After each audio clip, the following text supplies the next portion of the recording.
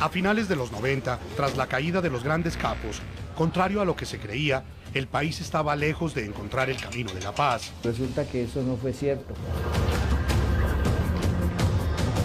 En la medida que va desapareciendo una cabeza, alguien lo va reemplazando y alguien va tomando el mando para continuar con esa cadena de crímenes. El país se enfrentaba a nuevas y complejas dinámicas. Hay que coger gente, los que integran los tres poderes, y verá cómo brincan. Una guerrilla que había creado la idea en la ciudadanía de que era una gran guerrilla poderosa. Si la guerra continúa, si la guerrilla sigue burlándose del país, ¿cómo vamos a pretender quedarnos quietos? Que me juzgue el mundo por guerrerista, pero no soy guerrerista. El proceso de desmovilización de los grupos paramilitares fue el resultado como de una especie de percepción o de sentimiento de esos grupos de una victoria. En silencio y a expensas de los nombres públicos del mal que encabezaban las listas de perseguidos, crecieron capos y comandantes feroces de los que no existían registros en la historia criminal.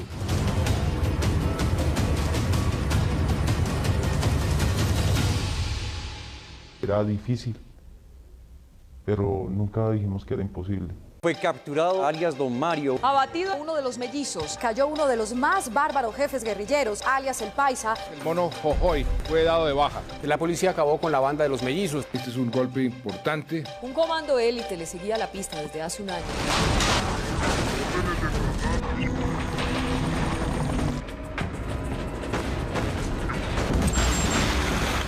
Buenas noches, bienvenidos a Especiales RCN.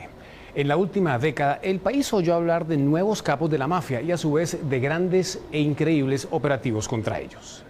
Algunos de esos operativos se planearon desde este lugar, el cerebro de la inteligencia policial. Arriesgadas misiones nos permiten hablar de 7 casos en donde la realidad supera la ficción.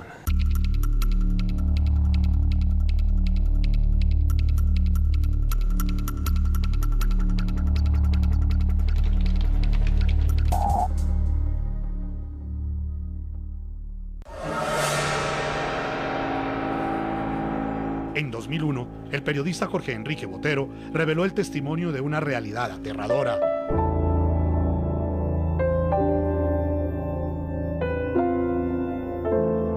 Policías, militares y políticos secuestrados por las FARC, en medio de la selva, encadenados, encerrados con alambres de púas, en algo que recordaba campos de concentración.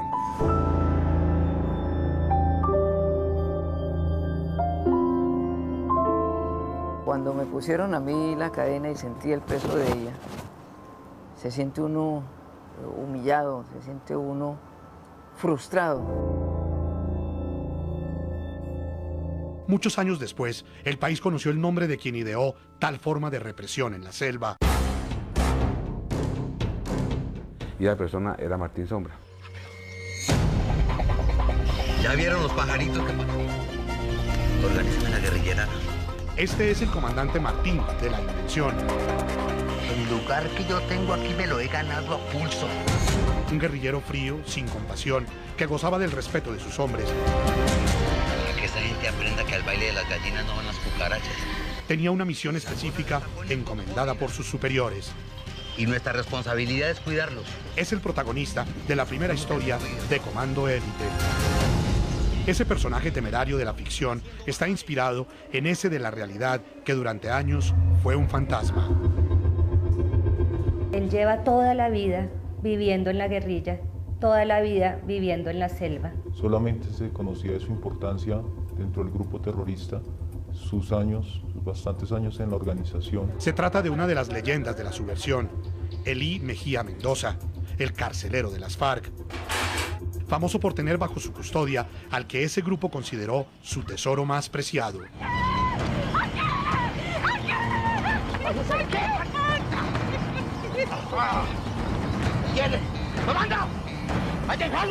Para las FARC, los secuestrados, los políticos y los oficiales y suboficiales de la fuerza pública eran muy importantes.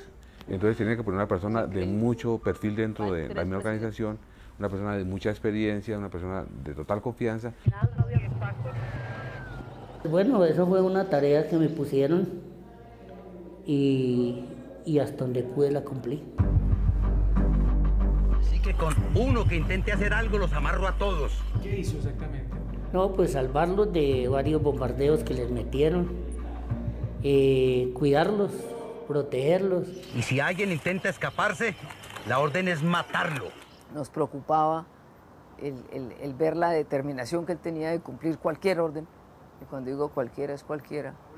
Su misión se la encargó directamente Manuel Marulanda Vélez, el fundador de las FARC, quien lo conocía desde niño, cuando la violencia bipartidista lo empujó junto a su padre a empuñar las armas. Sí, lo adoraba como un padre. La radio, la prensa, adelantar en el futuro para todo el conjunto del movimiento revolucionario. En esa época conoció a Tiro Fijo. Ellos aparecen como campesinos también refugiados de la violencia por ahí. ¿En Planadas? Armándose, sí, por los lados de Planadas. Aunque era un niño, en esos años su carácter rudo lo hizo acreedor a su temible sobrenombre en la subversión. Es por un problema con un negro que tuve. Entonces el negro me trataba mal, que no fuera metido, no era sapo. Y eso, así fue el problema con el negro. Cuando el negro bajó el perilla, yo ya le había metido 2 tiros con un charpio. Décadas después, ese mismo pequeño se había convertido en un hombre temible, que gozaba de todo el respeto dentro de la organización. ¿Cuándo carajos va a aprender que primero fue 880? Un hombre que le dijo no a la lucha intelectual de clases para dedicarse a las vías de hecho. Este fue el alambre que trajo Saúl. Perfecto. Dígale a Joaquín que le explique cómo reforzar esa jaula. Yo siempre fui de orden público. A mí nunca me gustaron las oficinas. A mí no me va a venir un narquito de 3 pesos a decirme cómo es que son las cosas. Lentamente escaló posiciones dentro del grupo guerrillero. Deje esa pose de traqueto, que usted sabe que sobre los prisioneros mando yo. Se hablaba de igual a igual con hombres como el Mono Jojoy y el propio Tiro Fijo. Aunque públicamente nadie sabía de él, dentro de las FARC, en la zona de distensión, ya era la piedra fundamental que sostenía el andamiaje del secuestro.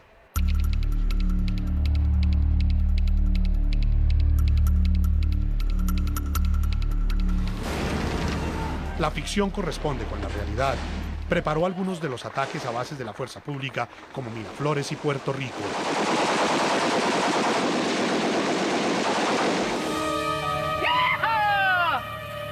Ahí les volvimos a volar al fundillo, comandante. Ahora viendo la serie, pues a uno como que le revuelve muchas cosas.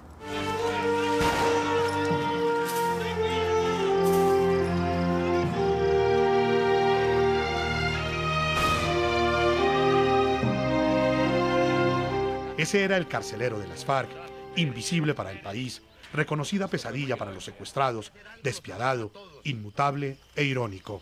Y si alguien intenta escaparse, la orden es matarlo. Nos preocupaba el ver la determinación que él tenía de cumplir cualquier orden. Y cuando digo cualquiera, es cualquiera. Sin embargo, pese a las pruebas y a los testimonios, Sombra tiene otra visión de esos años. Siempre a ellos se les dio un trato humano. Mientras que yo los tuve, yo no permití humillaciones. Continuamente estaba amenazando a los secuestrados, una persona de mano fuerte, de mano férrea, que no dudaba un momento en aplicar castigos. ¡Vamos al arroyo! ¡Que valga! ¡Ustedes al fondo! ¡Vayan hasta la esquina del río! ¡Corra! Tal y como lo muestra el relato de ficción, Sombra no tenía compasión, ni siquiera con sus propios hombres. Si un guerrillero incumplía el régimen, inmediatamente lo asesinaban o le colocaban algún castigo. Cualquier intento de traición, saben que la traición se paga con la muerte. Combatientes rasos que desertaron o que fueron capturados ayudaron a construir el perfil público de ese carcelero inflexible. No es que estamos cagando plata con el cuento de la droga. Su gusto por las mujeres, las prostitutas, el licor, le gustaba mucho hacer fiestas. Papito, entonces, ¿cuándo lo vuelvo a ver? Váyanos a ver. Así, en busca del carcelero de las FARC, se gestó un milimétrico plan de inteligencia en el que inicialmente un policía logró una imagen inédita de él. Son muy parecidos. Mire, pero ahí está el análisis y coincide. Tenían un rostro y el pleno convencimiento de sus debilidades. Suficiente información para que una pareja de investigadores, haciéndose pasar por campesinos, lograra acercarse a él en el sur de Tolima. Capitán, logramos la infiltración. Sara va a entrar al campamento. De modo que usted quiere entrar a la lucha revolucionaria. Sí, señor. Tenía sus días de terrorista ya en la selva Contador.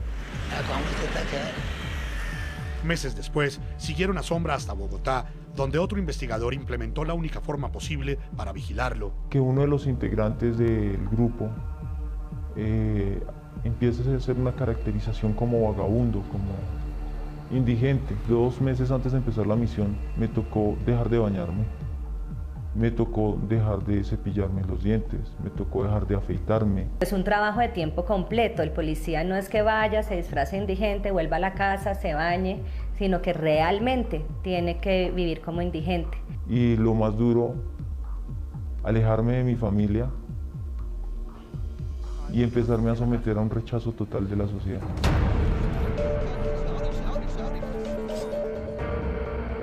Después de 5 meses durmiendo en la calle, frente a la casa donde se hospedaba el guerrillero, la operación dio frutos. Lo veo solamente 3 veces, pero son 3 veces que son muy importantes para la actividad de inteligencia, para la actividad operacional.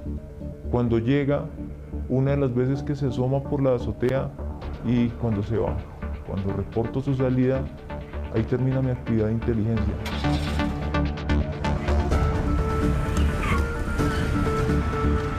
Ese detective que vivió como un indigente confirmó la fecha y la hora en las que salió Martín Sombra de Bogotá. A machetar, por favor. El 24 de septiembre de 2008, en Saboyá, Boyacá, el ingenio y la devoción de meses de inteligencia se manifestaron en un golpe contundente. Los detalles de una infiltración sin límites forman parte de la historia televisiva de Comando Élite.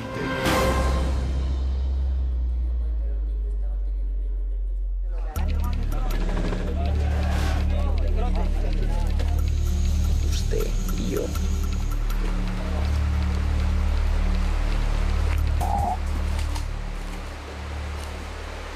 El proceso de paz con los paramilitares vive a esta hora un capítulo sorpresivo. Esta crisis la acaba de precipitar la suerte que está corriendo ese proyecto en el Congreso de la República. Condujeron a estaciones de policía a todos los integrantes de la cúpula de las autodefensas.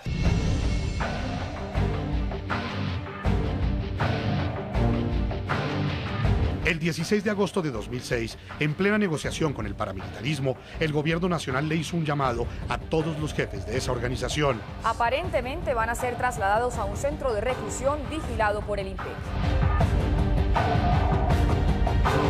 Los procesos de paz salen adelante cuando ganan credibilidad.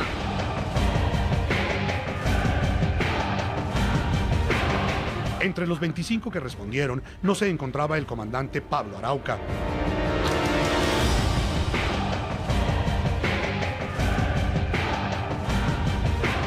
Desmovilizado 6 meses atrás con más de 500 combatientes.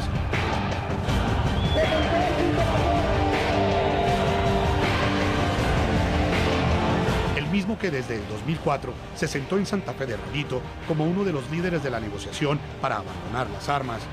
Su nombre verdadero, Miguel Ángel Mejía Múnera, uno de los 12 hombres más buscados en el mundo, narcotraficante escondido en el cuerpo de un paramilitar.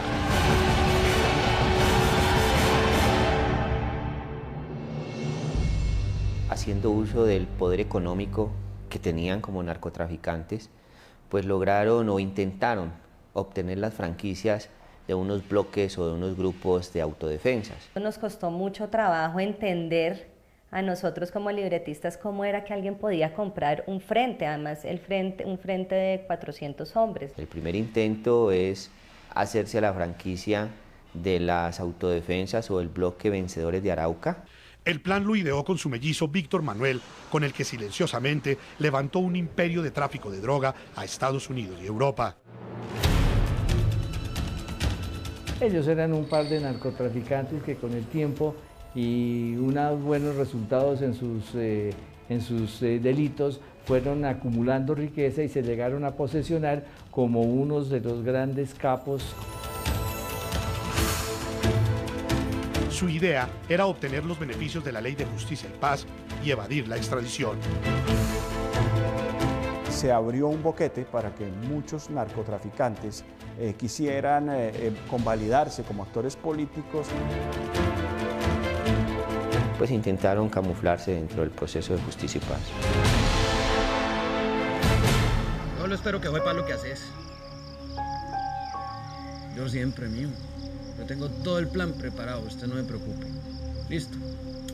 Cuando tú lees esto y uno como director y está viendo una gran película, está viendo una gran historia ahí, entonces uno dice, esta historia la quiero contar. La oportunidad que nos dio de trabajar con usted. ¡Salud! ¡Salud! ¡Salud para los mellizos! Ellos estaban recluidos en Santa Fe de Ralito. En el momento en que ellos escapan de allí, se convierten en objetivo de la policía. Vea, patrón, este es el campamento principal del frente. Tras huir de Córdoba, los mellizos partieron hacia la Sierra Nevada de Santa Marta. Allí, sobre los restos de otro grupo paramilitar que habían comprado por más de $4 millones, le dieron vida a los nevados, su temible brazo armado. ¡Que viva el frente más berraco de toda la tierra, que vivan los nevados! Controlaron el norte del país, infiltraron organismos gubernamentales y le declararon una guerra frontal a la Fiscalía General. Que vaya diciendo. Una investigadora del CTI fue asesinada esta mañana en Santa Marta. La mujer seguía casos de paramilitares. 6 personas de una misma familia fueron encontradas muertas dentro de un vehículo en los que aparentemente estarían involucrados los presuntos narcotraficantes. Nos declaran la guerra, nosotros les declaramos la guerra judicial.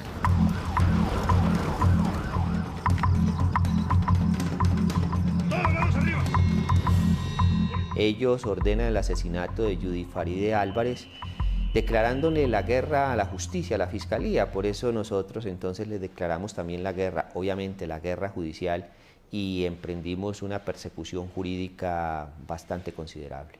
Se dice que apoyados en la estructura ilegal de los nevados, lograron deshacerse de otras bandas criminales para enviar a Estados Unidos más de 38 toneladas de coca al año. Ellos se intimidan y el que no les colabora y no les sirve, pues simplemente lo sacan del juego el narcotráfico. Usted y yo, dentro de nada más los jefes de toda esta zona. En sus orígenes son narcotraficantes puros. Los mellizos Mejía le expresan a uno o le recuerdan los corridos prohibidos, el canto y las odas a esa ilegalidad y de alguna manera pues una justificación perversa de esa ilegalidad como forma de ascendencia social. Sin embargo, mientras sembraban terror, dejaban un rastro que los sabuesos del comando élite convirtieron en una pista certera. Al parecer uno de ellos tenía como un gusto especial por las tortas, por unas tortas muy específicas que mandaban a traer. ¿Torta de chocolate con cubierta de trupas? Sí, señora. Me dijeron que lo encargaron desde por la mañana. Los detalles en inteligencia son esenciales. Aquí no se desecha nada. Hasta la misma basura es importante para nosotros. En este caso, los detalles eran vitales porque Víctor Manuel y Miguel Ángel Mejía Múnera aprovechaban su condición física para confundir y escapar. No se sabía muy bien si eran 2 o 1. Digamos que siempre la policía tenía la duda si eran 2 hermanos o era uno solo el que traficaba. Además, se valieron de su poder corruptor. Necesito que me quede aquí. La zona está completamente rodeada. Entonces despédela. Durante 2 años, la inteligencia de la policía siguió a los mellizos. El 29 de mayo de 2008, el país conoció de un operativo en Tarazá, Antioquia. Abatido en Antioquia uno de los mellizos, Víctor Manuel Mejía Múnera. Este era uno de los criminales más peligrosos que había en el país. Tal vez ese vínculo familiar indeleble que los hizo compartir suerte también marcó su caída. 3 días después, el otro mellizo fue capturado de una forma que parece salida del ingenio de un escritor.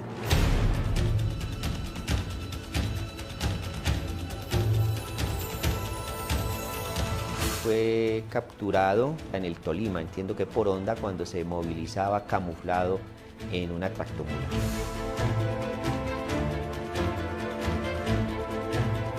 Nosotros ya sabemos cómo los atraparon. Sabemos que los atraparon, pero no sabemos cómo los atraparon. Y ahí es donde se vuelve interesante Comando Élite.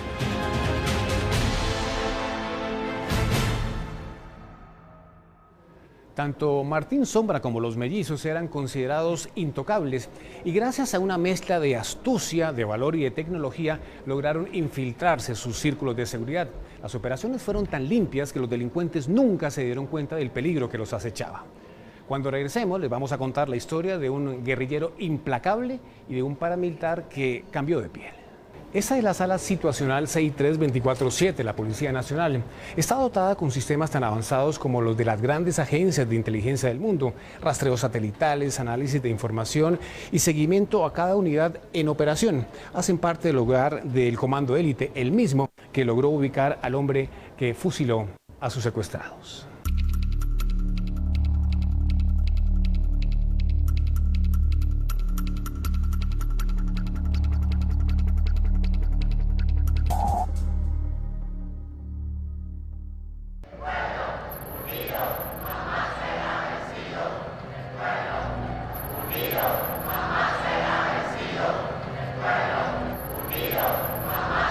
Vamos a ir al oriente, sin lugar a dudas, y vamos a ir a cada uno de los municipios y vamos a llevar el mensaje de la no violencia.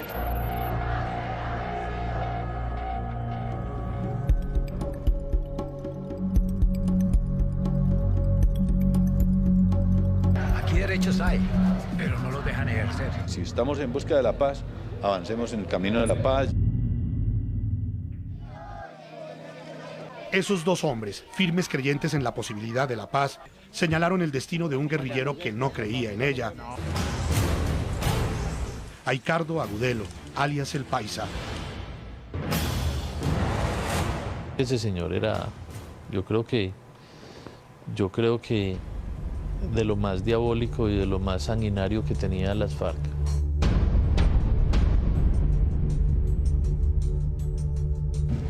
El 21 de abril de 2002, el gobernador de Antioquia y su asesor de paz encabezaron la marcha de la no violencia entre Santa Fe de Antioquia y el municipio de Caicedo. Hacían un llamado pacifista y bien intencionado para silenciar los fusiles. Abstenerse de realizar operaciones en la zona en torno a la marcha. No queremos la seguridad de las armas, queremos el acompañamiento de Dios. En esa búsqueda se encontraron con una avanzada del Frente 34 enviada por el mismo comandante que los invitó a su escondite para debatir esa teoría. El comandante les manda a decir que si es para hablar de paz, estamos disponibles. Pidámosle a la Virgen Santísima, como les decía, que acompañe esa reunión, que ella sea el centro de esa reunión. Como garante puso en la mesa su palabra con dos promesas: respetar su vida y su libertad.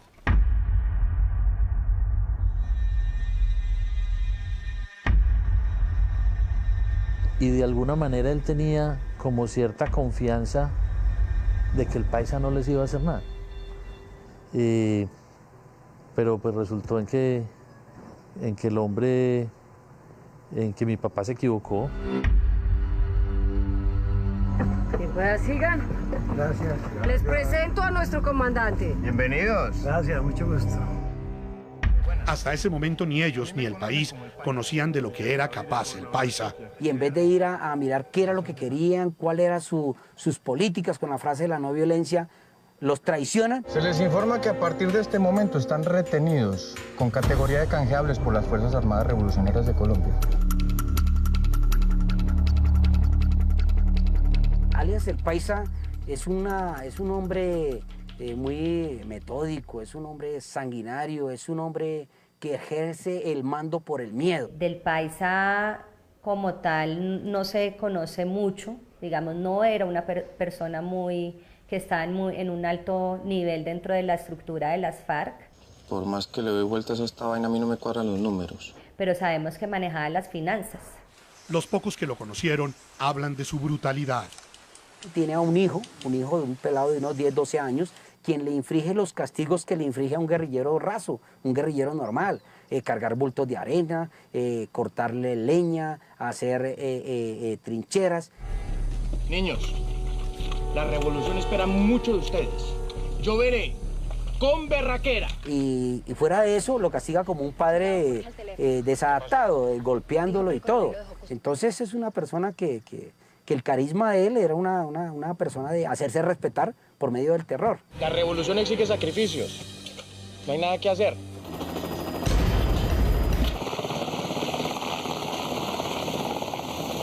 Dígale a Hernández que mande el segundo pelotón de inmediato. La historia de su persecución, hoy llevada a la televisión, cuenta que a las 11 de la mañana del 5 de mayo de 2003, tras un año de secuestro de los políticos, las fuerzas especiales rodearon el campamento en Urrao. Los podemos matar, comandante.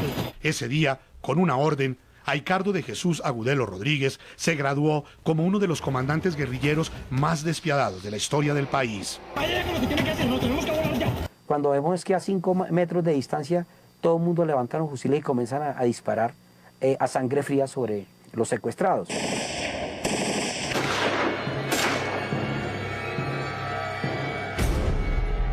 Cuando estaban hacia el sur, alias el Paisa ordenó, no, parece que no todos están muertos, vayan y asegúrenlos, remátenlos. Remátenlos.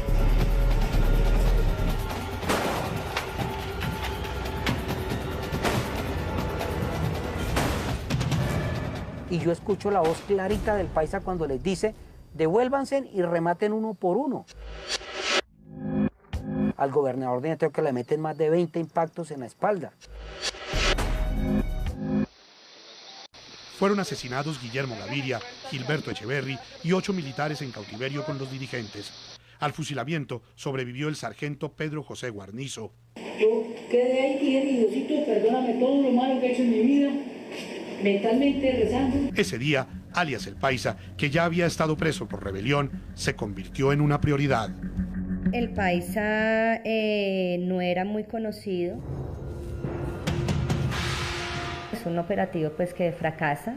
En ese momento pues el Paisa se convierte en objetivo militar. Al rehacer sus pasos, los datos de inteligencia confirmaron por lo menos 200 secuestros y más de 300 asesinatos a su nombre. También perfilaron su debilidad. Comandante. Pero ¿cuántas veces tengo que decirlo? Señor, pero lo que... ¿Pero qué? Perdón por interrumpirlo. Las vistas y vaya para que los podamos recibir. Pedía cosas muy insólitas, como muchos juguetes sexuales y un ungüento chino y cosas de este tipo. Juana, venga para acá. Usted me tiene que arreglar el bigote para recibir a los señores que van a hacer la paz. Entonces comienzan ellos a ver que tiene un perfil que suele llevar prostitutas a su campamento. Ese es el diablo, ¿no, mona?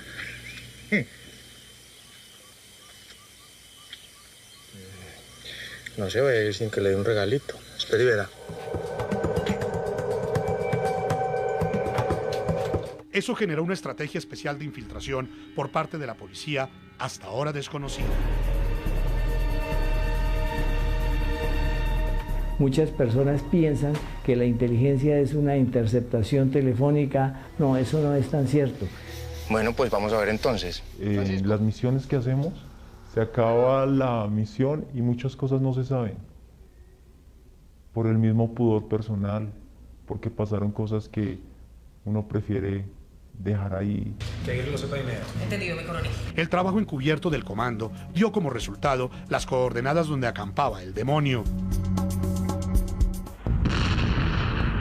El 22 de septiembre de 2008, en un bombardeo murió Aicardo de Jesús Agudelo. Otro que se jactaba de ser imposible de encontrar.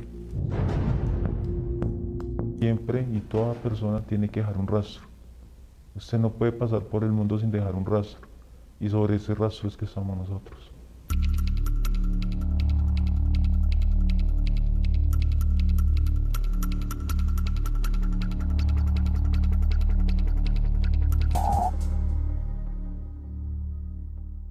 Que se venga guerra. ¡Maldito traicionero! Sale más sapos.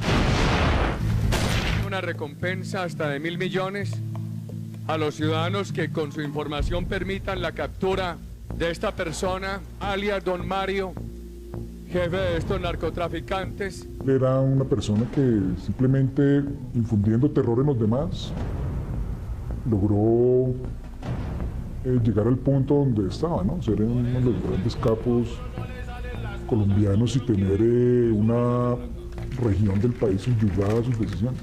Ustedes me conocen a mí muy bien.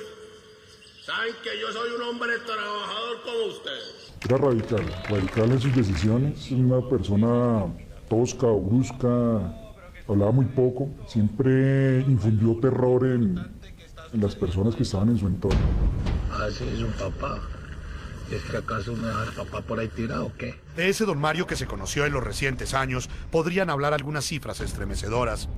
Se le atribuyen más de 2.000 asesinatos y el envío de 100 toneladas de droga a Estados Unidos en menos de 2 años. Sin embargo, poco tiempo atrás, se movía en otros terrenos del mundo delictivo. Cuando el último de los hombres del bloque Elmer Cárdenas de las autodefensas entregó su fusil, la cuenta de combatientes desmovilizados de este grupo llegó a 1.538. Por ellos habló su comandante, alias el Alemán. Desde el primer momento en que tomamos las armas... Uno de los tantos que entregó su fusil pasó inadvertido, porque aunque esencial en la estructura paramilitar, nunca dio entrevistas, posó ante las cámaras ni expuso su identidad. Se trataba de Daniel Rendón Herrera, Don Mario, el hermano del Alemán. Prácticamente Don Mario pues era un testaferro de esa persona y él lo empodera de alguna manera en la actividad paramilitar, dándole el control del narcotráfico en la zona de Urabá también. Experto en finanzas, consentido de los hermanos Castaño, con más de 15 años en la organización, consolidó la expansión de las AUC en los Llanos. Regresó a Antioquia y Chocó, donde en total silencio ingresó en la negociación con el gobierno. Pues fue un proceso que la sociedad vio con mucha sospecha, porque de alguna manera se pensaba en una primera instancia que negociar con ciertas personas como Carlos Castaño, que estuvo en el en el puro origen de ese proceso, pues significaba atar en esa negociación a toda una estructura y de alguna manera el país perdió de vista que las autodefensas no tenían un jefe único, sino un vocero, que es distinto, que eran grupos confederados, cada uno con su propio poder. Él fue otro de los que hizo caso omiso al llamado del gobierno para que los líderes paramilitares afrontaran el proceso de reinserción vigilados por la ley. En 2006, Don Mario empezó a mudar de piel. Don Mario es un paramilitar que después va a empezar a comandar un grupo de Bacrim muy grande en la zona del Urabá. Pues creo que es la peor decisión que ha tomado Álvaro en su vida. Entre esos dos no me llegan ni a los talones y usted lo sabe muy bien. Mientras que los otros comandantes eran extraditados, tejió una red delincuencial sin límites. La estrategia que utilizó fue amedrentar a los capos que, por decirlo de alguna manera, tenían un menor nivel que él. Si no servían para su causa, pues simplemente los sacaba del camino.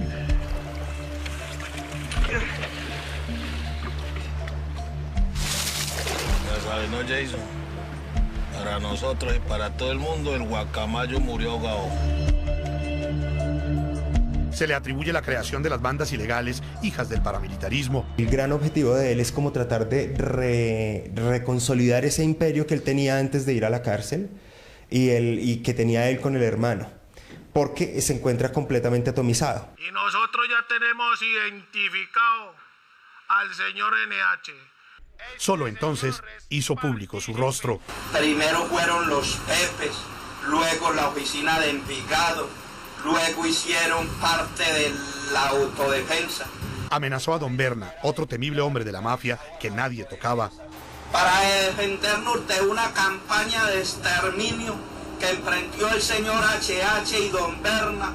Le quitó su poder sobre la oficina de Envigado, reconocida estructura sicarial en Antioquia. Él inculpa a la oficina de Envigado de unos delitos de los cuales él mismo es responsable. Este señor es partícipe del complot que contra nosotros. Y él este video lo hace llegar a la policía con la intención de decir, mire, yo estoy tratando de ayudar y realmente todos tenemos que pelear es contra la oficina de Envigado. Para extorsionar los políticos. Este hombre, nacido en Amalfi, Antioquia, tocó con su poder los más altos círculos gubernamentales del país. Buenas noches. El exfiscal de Medellín, Guillermo León Valencia Cosio, hermano del ministro del Interior en funciones delegatarias, fue capturado hoy y sometido a una audiencia de formulación de cargos por su relación con el narco paramilitar alias Don Mario. Condenar a Guillermo León Valencia Cosio a las penas principales de 180 meses de prisión. Para ese entonces, cuando parecía poco vulnerable, los hombres de inteligencia de la policía ya estaban cerca de él. Aló. Hola, con Bernardo. ¿Cómo me le va? Lo que me falta es configurar la frecuencia para empezar a retransmitir la señal. Habían recopilado suficientes datos sobre las excentricidades del capo paramilitar y conocían tal vez su único aspecto vulnerable. Si le gustaba a una muchacha, pues se la llevaba. y las personas pues al estar intimidadas no podían hacer nada al respecto. Patrón. Mario, procedo inmediatamente. Una unidad se dedicó 3 años a seguirlo. La táctica confirmaba el principio básico de la inteligencia policial. Paciencia, dedicación, persistencia. El 15 de abril de 2009, reducido a una mínima expresión, cayó Daniel Rendón Herrera. Mucha atención, fue capturado Daniel Rendón Herrera, alias Don Mario. Pasó de paramilitar desconocido a capo opulento, para luego caer en el profundo abismo de la naturaleza humana. Se encontró comiendo con la mano arroz, que era lo único que le quedaba después de la persecución de 8 días que hizo la Policía Nacional. Virtualmente como un perro. Estaba abrazado, acurrucado alrededor de una palma. Ahí llevaba 2 días. La de Don Mario es otra historia en la que la ficción se hace impotente ante la realidad. Se veía como un campesino indefenso, ¿no? No me explicaba cómo una persona de esas características llegó a tener el poder que tuvo. Alias Don Mario perdió los beneficios de la Ley de Justicia y Paz al comprobarse que seguía delinquiendo desde la cárcel. Se espera que sea aprobada pronto su extradición a Estados Unidos. El comando de élite se concentra ahora en la ubicación de capos emergentes que intenten sucederlo. Cuando regresemos, les vamos a contar la historia de un delincuente esclavo de la superstición y la caída del símbolo de las FARC. Volvemos. Parte de la labor invisible de la inteligencia es respirarle de cerca al enemigo sin que, claro, este se dé cuenta. En el comando, una red de video registra la actividad delincuencial de la ciudad y un seguimiento similar a este permitió la ubicación de alias Cuchillo, un peligroso delincuente que aseguraba tener pacto con el más allá.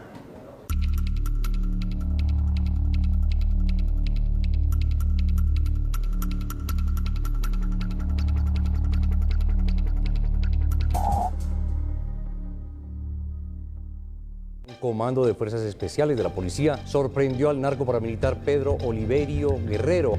Clasificado en el primer nivel de la lista de perseguidos, buscados. Los uniformados le taparon todas las salidas. Se ofrecía una recompensa hasta de 5.000 millones de pesos. Esto no es de cuentos, sino de que digan a dónde está Cuchillo. El asesino de asesinos. Durante 4 años, la mira de los organismos de control apuntó directo a Los Llanos, una extensa zona en el suroriente de Colombia donde un paramilitar asesinaba y desaparecía. Por lo menos 3.000 asesinatos. Ese monstruo sin pudor tenía por símbolo su alias y por alias la hoja metálica de su cruel forma de entender el mundo.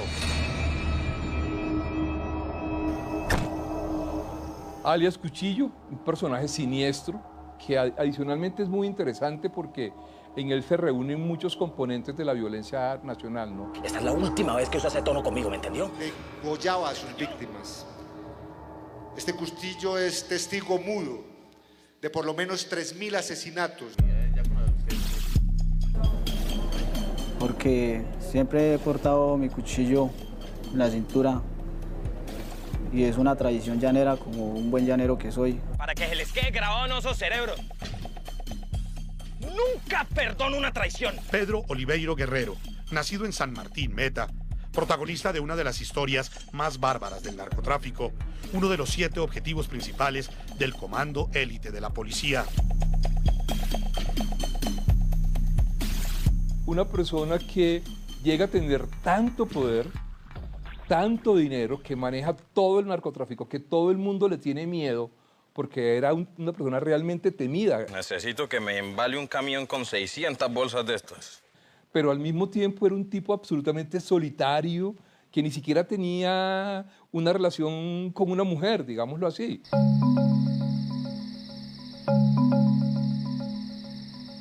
Siempre fue un individuo misterioso, indescifrable, desde los años 90 cuando su hermano, Carecuchillo, lo llevó a grupos ilegales. Fue escalando posiciones dentro de la organización por su carácter sanguinario. De hecho, de ahí viene el alias. Fue escolta del capo Gonzalo Rodríguez Gacha, trabajó con los hermanos Castaño, le sirvió a Miguel Arroyave en el bloque Centauros de las autodefensas y desempeñó todas las labores posibles para un delincuente. Si nos independizamos no tenemos que aguantarnos los caprichos de nadie. De los paramilitares más importantes que existió como en el lado de los llanos orientales. Y creo que como lo más particular de él como objetivo era que lo titulaban el asesino de asesinos.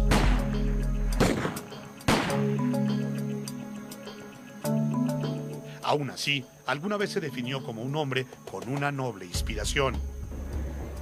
Un hombre de paz debe aspirar de mirar una Colombia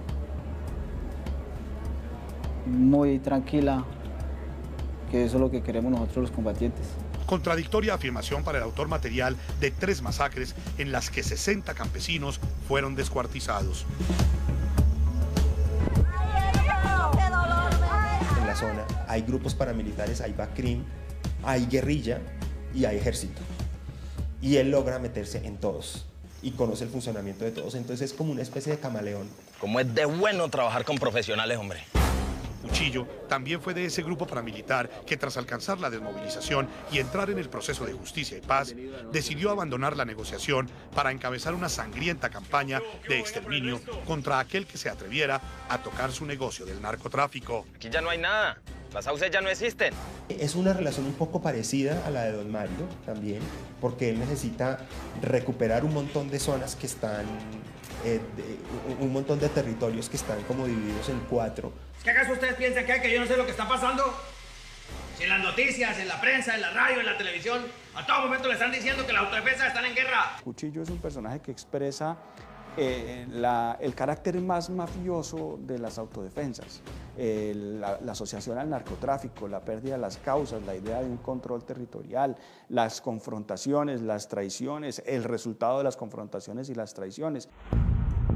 No presumía de su poder, aunque se preciaba de un Rolex millonario y de su gran trofeo de guerra. Es una pistola enchapada en oro, enchapada en diamantes y que además representa la opulencia del crimen transnacional. ¿Se ve bien esta pistola? Linda. ¿Cierto? Mírala bien.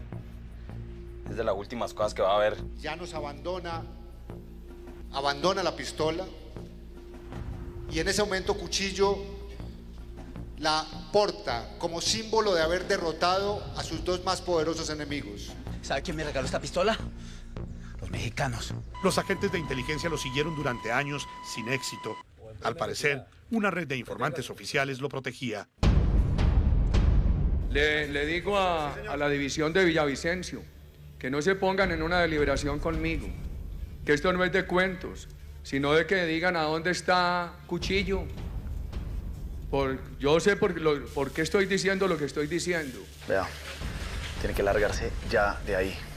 ¿Cómo así? ¿Por qué? Pero la división de Villavicencio no puede seguir dando la sensación de que oculta a esos bandidos. Cuchillo estaba convencido que estaba tocado por poderes ocultos en lo profundo del llano. Es que yo en un solo día no le puedo hacer ese trabajo, no le puedo hacer esa contra.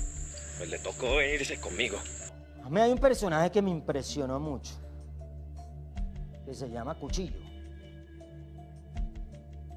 que se mete con el rollo de la brujería. Yo ya le di muchas oportunidades para que me demostrara que usted sí es una bruja de verdad y no fue capaz de adivinar. ¿Ahora qué cree que es lo que me va a tocar hacer, ah? Siempre se amparó en pitonizas. Porque él estaba rezado, estaba siempre acompañado por brujos. Un personaje que se movía entre la superstición y la realidad. Tal vez el delincuente más difícil de vigilar. No le gustaban las mujeres hermosas, no permitía la presencia de extraños. Sin embargo, Pedro Oliveiro Guerrero dejó una puerta entreabierta. Manejaba su estrategia, que le funcionó hasta cierto momento, pero como todos, cometió errores y en el error que cometió, pues nosotros lo aprovechamos. Fotos de sus últimos días, videos de su intimidad, permitieron conocer que uno o varios integrantes de la inteligencia de la policía lo engañaron y llegaron hasta donde nadie antes llegó. Yo lo que necesito es que el ARPAC me preste seguridad. Eso le va a costar un billetico. Que esto no es ninguna empresa de celaduría. Usted no necesita, digamos, adentrarse tanto a un punto. pero usted tiene alguien que le cuente qué sucede en ese punto. Usted como inteligencia se puede meter en los lugares que usted no se imagina. El 24 de diciembre de 2010, Cuchillo decidió romper sus rutinas. Ese día aceptó celebrar Navidad en una fiesta. Ese día, los poderes del más allá también estaban de juerga y nada lo pudo proteger.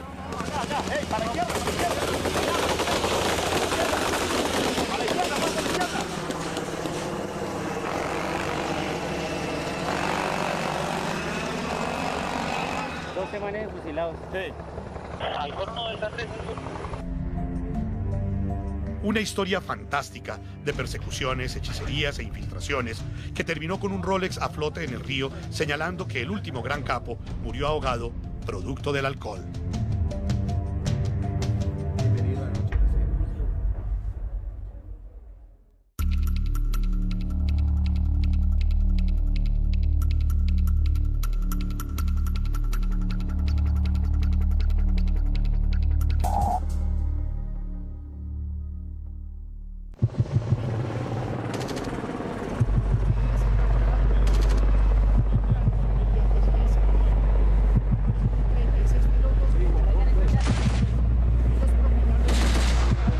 Aunque los operativos hasta ahora narrados merecen toda la admiración, hay uno que revela el grado de devoción de los anónimos que se entregan al desconocido arte de la infiltración.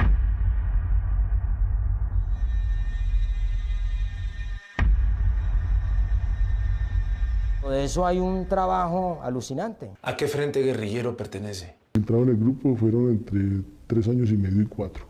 ¿Como guerrillero viviendo? Con él.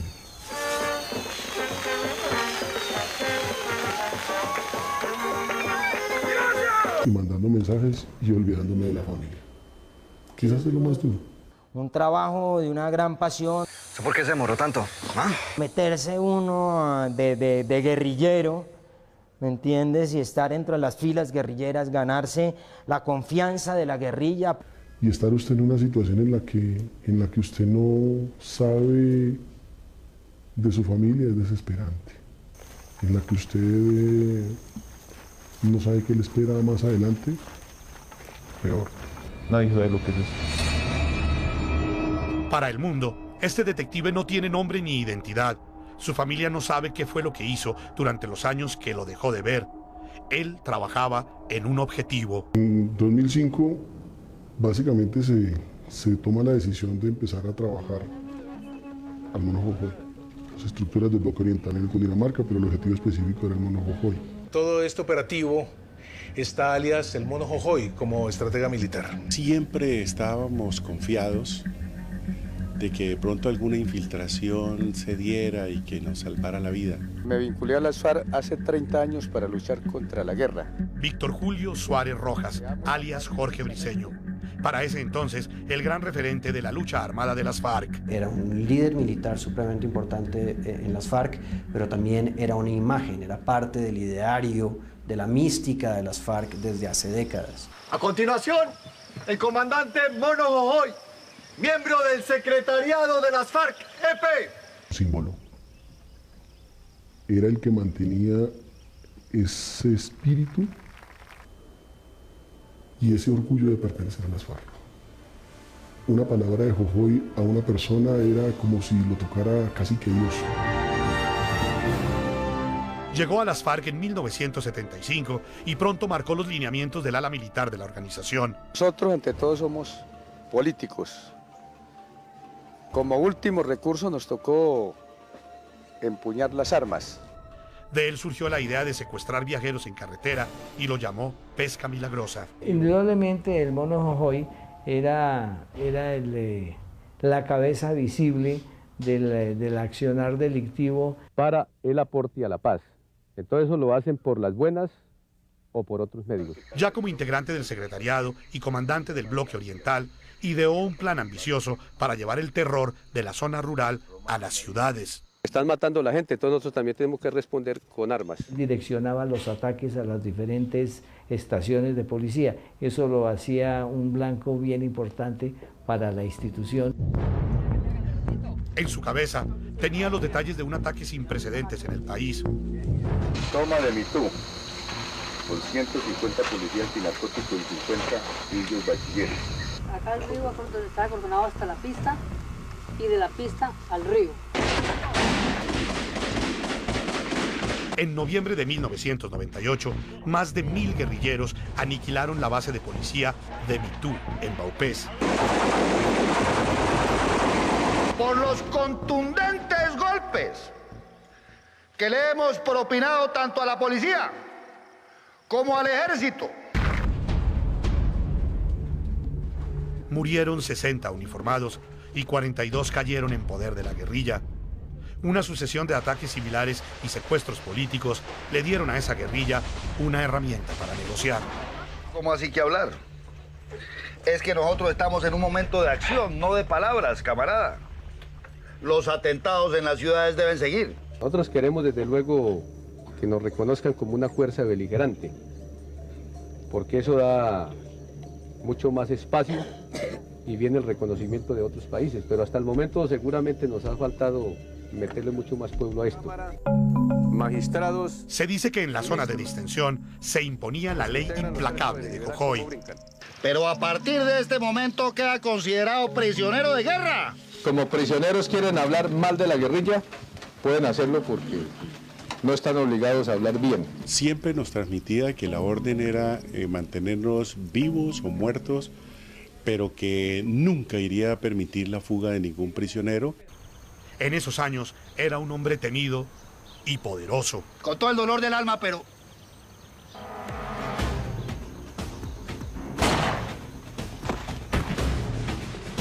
Hacia el 2005, cuando de nuevo se perdió en lo profundo de la selva, empezó a sentir el peso de la inteligencia del Estado, que avanzó en todos los frentes. En uno de ellos estaba este hombre tejiendo un engaño. Lo más difícil fue cuando me entregan un fusil, fingir que no sabía cogerlo, eso, o sea, va en contravía de lo que uno conoce, tomar el arma mal, cometer errores con el arma. Eso es bien complicado y la verdad yo pienso que los hombres de inteligencia casi que nacen para esa actividad. A Jojoy lo custodiaban 600 hombres y aún así, una táctica impensada y desconocida enviaba desde la selva pistas de su paradero. Me acuerdo tanto que cuando yo llamé a mi capitán, el oficial de control, él casi se va para atrás. Él no creía que estaba hablando conmigo. Esos datos de inteligencia eran certeros. Muchas de las crónicas que nosotros descubrimos cuentan que había prácticamente autopistas a través de la selva, en donde pasaban carros burbuja con todo un equipo de seguridad. Lo que pasó el 22 de septiembre de 2010 fue histórico. Todos los datos confluyeron en una operación del ejército. El final es conocido, pero cómo se llegó allí aún es un secreto. Y decía, pero esto sí está pasando de verdad, o sea, ellos sí pueden hacer todo eso y mucho más. Algunos objetivos del Comando Élite murieron, otros están en prisión. Su historia, que inspiró el libro de Germán Castro Caicedo, Objetivo 4, ahora es una serie de televisión que más que ficción, es la historia real del país. Mi familia están viendo la serie. Me dicen, pero esto no puede ser verdad. Esto es mentira, eso es pura ciencia ficción, pero está muy buena la serie. Y yo lo único que hago es sonreír. Muchos de los agentes que lograron infiltrarse en estas organizaciones pasaron meses e inclusive años lejos de sus familias. Sus historias protagonizan Comando Élite, una serie donde lo importante no es el final, sino los detalles de estos hombres que arriesgaron su vida para capturar a 7 delincuentes que aterrorizaron al país. Gracias por acompañarnos. Buenas noches.